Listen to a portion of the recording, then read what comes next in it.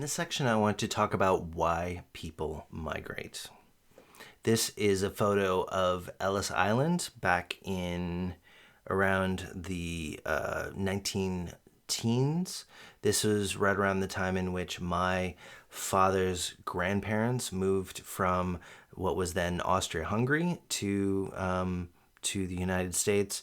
Other relatives of mine that I know about came over from the 1880s or so until the years before World War One, and you can still see the records, and they have online databases where you can look up your relatives and see their signatures on the logbooks as they came to the U.S. The international passport system that I mentioned earlier wasn't really established until after World War One, and so a lot of these people didn't have as complete documentation and codification of the international rules of movements of people across borders. And in this section, I want to talk about what made these people take the risk to get on a boat and head halfway around the world to try to start a new life. And the literature that we read, some of which this week and others that I want to bring in to the discussion today, relate to push and pull factors.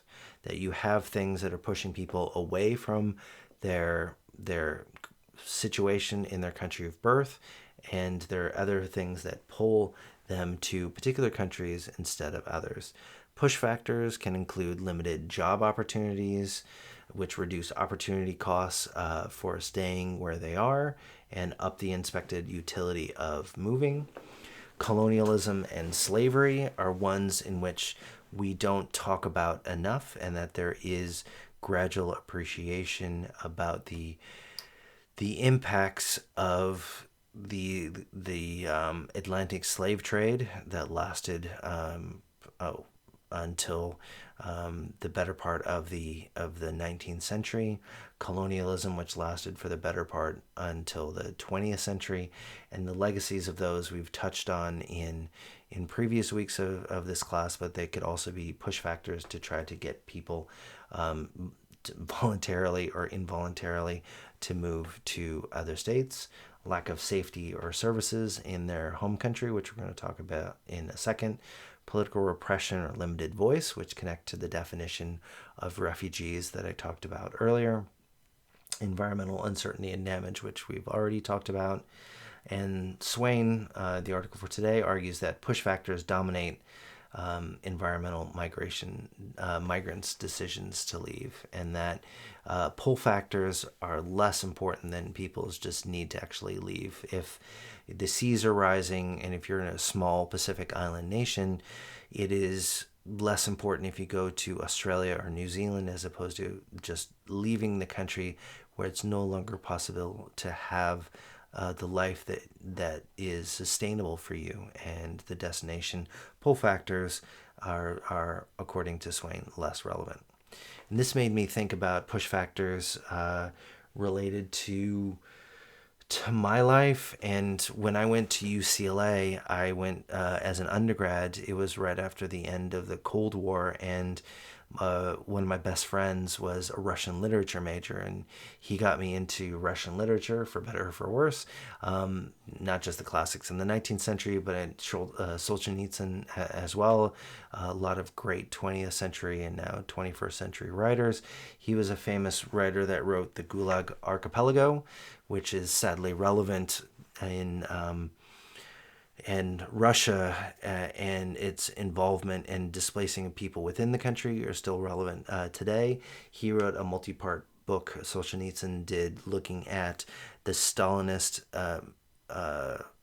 displacement of people within the country to gulags in the eastern part of the country in order to squash any political opposition and to maintain control. Khrushchev kind of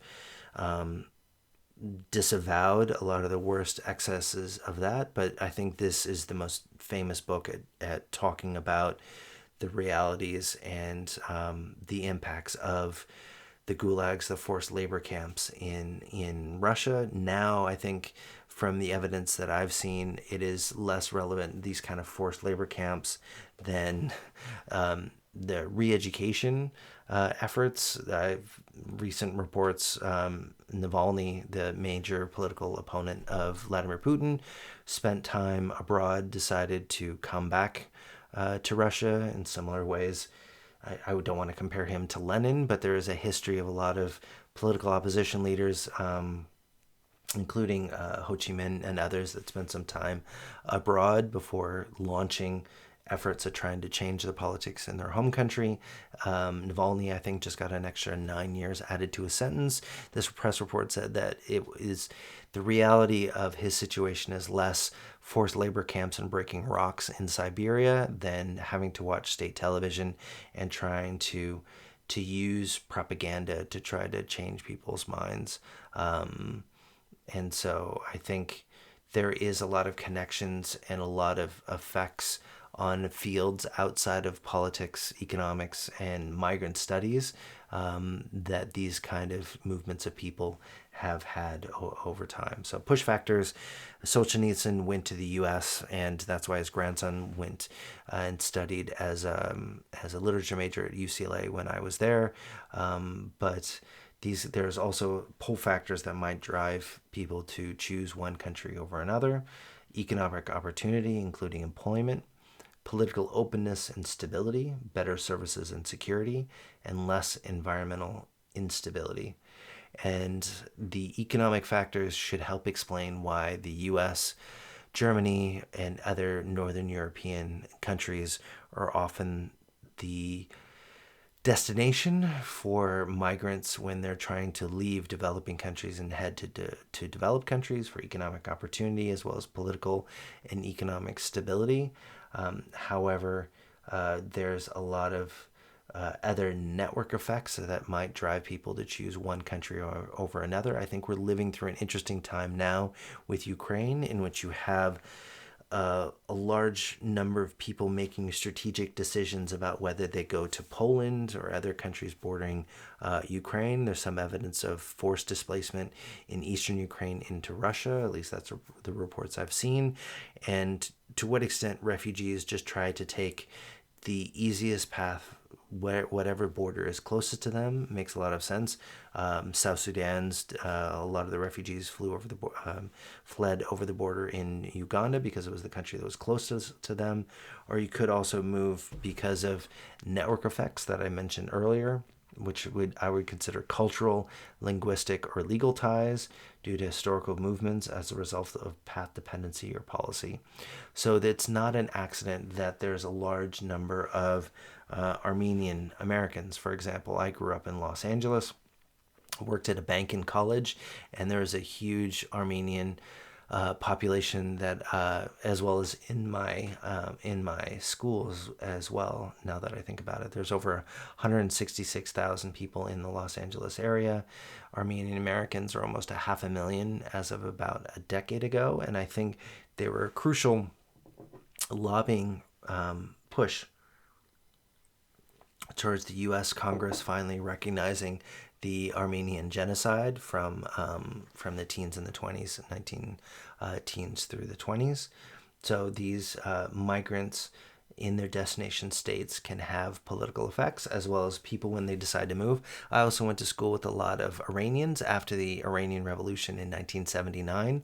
A lot of them settled in Los Angeles because they knew other people who were living in the area. Same with like Somalis in Minnesota or in Maine, or Tamils in Canada. There's 145,000 Tamil Canadians. Tamils, of course, coming from Sri Lanka, up from 2000 and 1983. They focused around the Toronto area, and kind of like with Irish Americans in Boston, were seen as a crucial funding source for ongoing civil conflict in their home country. Some countries, of course, don't have necessarily conflictual relations with their immigrants. Some do put polling booths in destination areas to allow them to easily vote and to keep them interacted with their home country. Others don't do that. The U.S. doesn't make it terribly easy to vote as an expatriate, and the mail system which we rely on, definitely can be more idiosyncratic, especially during the pandemic. Another American example of expatriates that have seen this ebb and flow of push and pull factors over time, as well as coming from push factors from particular states and pull factors too. One example would be Lewiston, Maine. Not sure that Lewiston, Maine has ever come up in any of your classes before, but it is a small town in Maine in the northeast of the United States. Beautiful part of the country. And it was an area that's seen, like with New York, Pennsylvania, other parts of the Northeast, a lot of emigration to southern and western parts of the U.S. And so the immigrant population played a large role in reviving these rural towns. In Lewiston, the example would be the Somali immigrant population. It was seen as bring back both supply and demand of economic activity in the region. However, during the last couple of years, there was pushback against the immigrant population in rural areas in certain parts of the U.S., and the tension did rise. And the last time I'd really kind of heard that much about immigrant populations in rural parts of the U.S., it really was kind of bifurcated between those rural populations that really saw the value of the labor. I mean, during the pandemic, a lot of the meat processing plants in the U.S. are run by, or not run by, but have labor of immigrant populations, and they were often at the most vulnerable for getting COVID in the early days. But then they also provided those essential services to provide food to people around the U.S. And I was heartened in looking at Lewiston in the last couple of days to getting ready for today that they had thrown open their arms again to immigrant populations, this time not from Somalia, an area of civil conflict that we've talked about last week, but from Afghanistan after the fall of the Afghan government and the Taliban control. Just within the last week, they had 240 Afghans evacuated to Maine, in Lewiston and Portsmouth and areas around southern Maine. And so you do see now an effort to try to incorporate immigrants in those parts of the United States, similar to other developed countries as well. And so I really think that kind of shows the ebb and flow, the tensions that can rise from immigrant populations, but then also the values that they can bring to the destination areas. A couple of quick links between the theoretical push and pull factors that I mentioned just now to a couple of factors related to human development, economic development that we've talked about in this class already that I think are really interesting. One is connecting it to the Human Development Index and the Fragile State Index, which we talked about in week 3 of the class. Seems like forever now. And the Passport Index, which I'm not sure you've seen. Certain passports are seen as allowing for freer or cheaper travel across borders, and the one takeaway from the graph, they organize countries by very high developed countries and least all the way to least developed countries. And the takeaway here is that the passports are more desirable in more economically developed countries.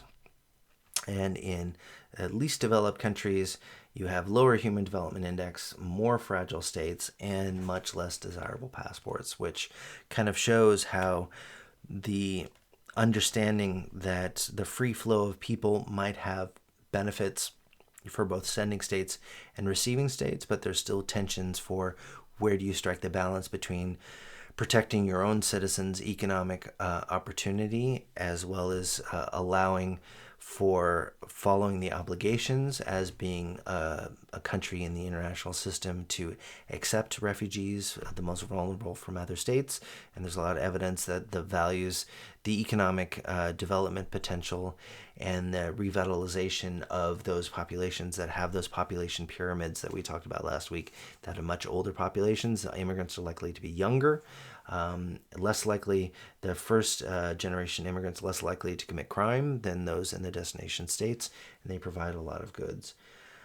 They also had their own path diagram in the IOM report of what drives migration. Again, trying to get you to think connected to the Homer-Dixon path diagrams, as well as for your own research, your own literature reviews, and your own research for the causal processes that you're going to be looking at for your final papers, how we understand why the world works. This is the whole goal for this class, is why are things happening the way that they are? Why are they the way that they are?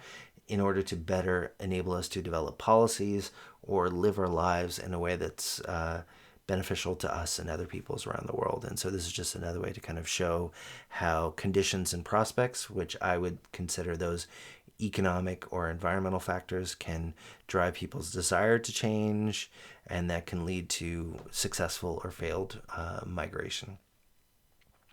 Kind of like with David Foster Wallace, trying to understand the background conditions in which we all live, the invisible forces that we might not fully understand, as well as our decisions in how we choose to face our challenges. Connecting Hirschman and David Foster Wallace here can lead to different outcomes, either successful migration, failed, or staying where you are. It is about those choices we make, whether we realize we're making a choice or not. Another really interesting find from this report was how, and there's been a real debate in literature about economic development and migration. Some argue that as your country becomes more developed, you're less likely to see migration because you have higher opportunity costs and more opportunities in your own countries. Others suggest that there is a nonlinear effect similar to the political institutions and conflict week in week 3 or week 4, looking at how those countries in the middle that aren't too poor for people to be able to leave or too rich to have really high opportunity costs. It's those countries in the middle that are doing okay enough to have resources to be able to leave the country, or the education, the knowledge, or the connections and networks to be able to leave the country, that you actually have this kind of non-linear effect in which you have more people over time. Even as you get more developed, this relationship has become more peaked in 2000. You see here that you have more migrants as your country is in that kind of not least or most developed, but those countries in the middle, which is something to think about. And you can think about the reasons why that would be the case. This report is also interesting in the connections to real people's lives. I know some students really want to stay grounded in the case studies and don't see the value in trying to connect it to generalizable theories. I think there's a lot of rich description and understanding of how things work in a particular situation by looking at examples. Here's a migrant testimony here. Since there was the war, we did not receive any support from the government. Therefore, there are combined factors that made us suffer: drought and war. And these kind of it is a cherry-picked quote that they choose to report and that I choose to report to you. But I think what you see in the stories of migrants around the world are these interactive effects of a lot of the factors that we touch on in this class. Environmental factors, human security factors, and political factors. That here it's drought and war that force people to move, and you keep hearing that story again and again in those statistics that I showed you earlier, that countries that have natural disasters and conflict are more likely to have people seek refugee status. But what it doesn't show is how often those two things overlap: disasters and political instability or conflict. Another quote here also shows the multi-level causes, that the fact that most people want to stay where they are. I think all of us are connected to our land and our people, and it does take a lot of personal cost. I can speak from experience to be able to move around the world. Here, our past, our memories, our ancestors, we don't want to move to other parts. We don't know what to do there. And I think that it shows that with climate migration, the push factors are so strong that it overwhelms those opportunity costs and those desires to stay. I'm gonna sneeze. No, maybe not. Maybe it's Jan. But you can see how all these things can interact in a whole bunch of different factors. I know a lot of you are looking at a lot of these different topics, and I think the takeaway from this and a lot of our readings for this week and the subsequent weeks, one of the takeaways for this class is the fact that there are a lot of really important driving factors that we can look at in isolation, but you can tell a more realistic story by trying to abstract away somewhat from reality, but include the possibility of multiple factors driving an outcome. And that is one of the things that quantitative approaches are good at, in trying to include a multitude of different factors and controlling for them or interacting with them.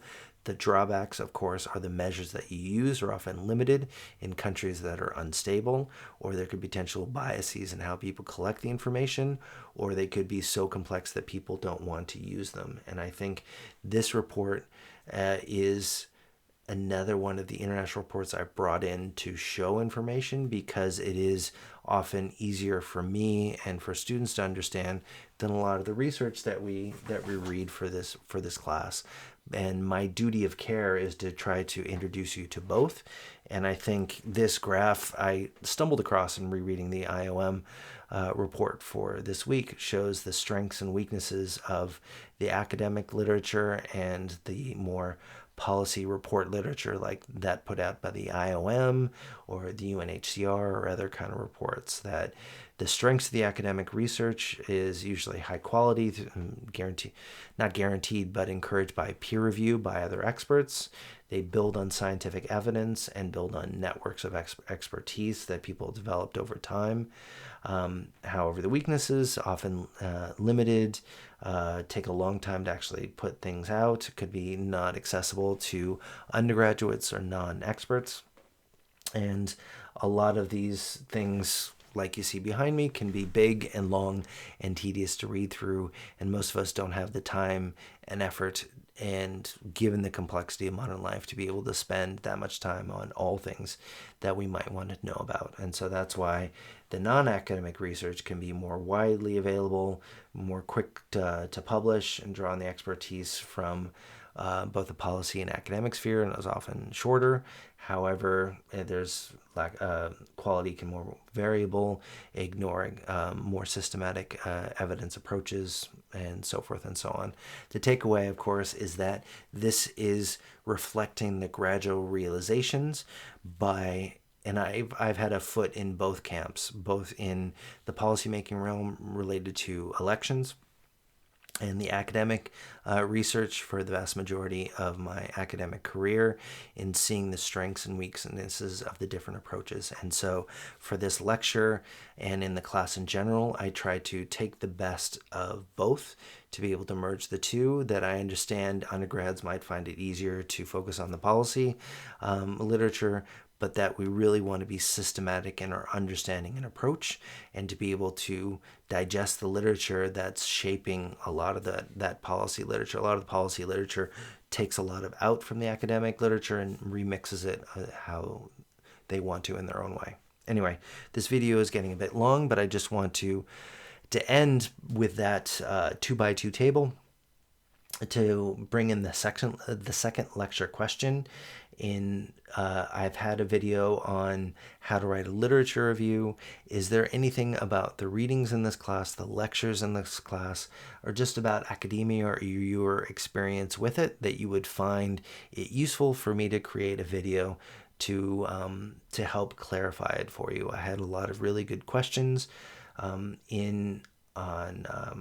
from students on Waddle in earlier weeks, and now going into the teaching break, I'd be interested to see, are there any other videos that I could generate that you provide useful? So please leave them in the comments below or in Waddle, and I'll see what I can do.